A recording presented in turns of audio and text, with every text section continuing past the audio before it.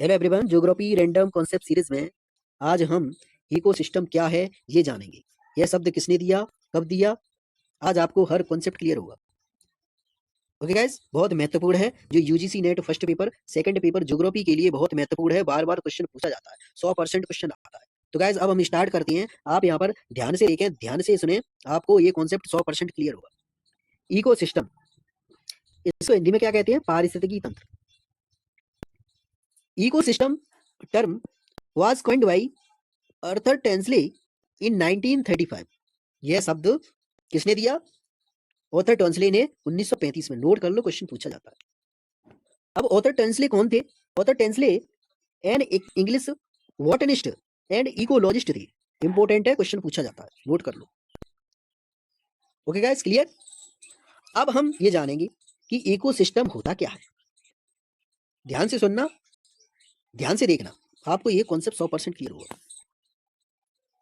पारिस्थितिकी तंत्र एक ऐसा तंत्र है, एक ऐसा सिस्टम है जहां जीवित और निर्जीव तत्व एक साथ मिलकर काम करते हैं। आप यहां पर ध्यान से देखना, जीवित तत्व कौन? वायोटिक कंपोनेंट कौन? पेड़ पौधे, मनुष्य, जीव जंतु, ये क्या है? ये वायोटिक कंपोनेंट है। कौन है? लिविंग कंपोनेंट है। और अबायोटिक कंपोनेंट कौन? Non living. जैसे जल है, वाटर है, सॉइल है, मिट्टी है, ये क्या है?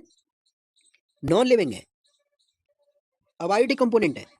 ये तत्व आपस में मिलकर काम करती है। यही क्या है? इकोसिस्टम है, जिससे हमारा जीवन बना रहता है और पर्यावरण संतुलित रहता है। क्या है? ये इकोसिस्टम है। उदाहरण में आप समझ सकते हैं, झील एक पारिस्थितिकी तंत्र है जिसमें जलीय जीव, पौधे, मछलियां, सूक्ष्म जीव, पानी, चट्टाने जैसे जैविक घटक, अजैविक घटक पाए जाते हैं। आया समझ में? तो गाइस, अगर आपको ये कॉन्सेप्ट क्लियर हुआ हो तो आप अपना फीडबैक जरूर दें और आप ऐसे ही हमारी इस ज्योग्राफी रैंडम कॉन्सेप्ट सीरीज का फायदा उठाएं। ज़्यादा से ज़्यादा शेयर करें, जिससे आपके दोस्तों के भी कॉन्सेप्ट क्लियर हों, उनको भी पता चले कि केपीओ सर किस तरह कॉन्सेप्ट क्लियर करा रहे हैं। और आप ऐसे ही हमारी इस ज्योग्राफी रैंडम कॉन्सेप्ट सीरीज से जुड़े रहें, आपका हर कॉन्सेप्ट क्लियर होगा। Okay everyone, thank you for this watching.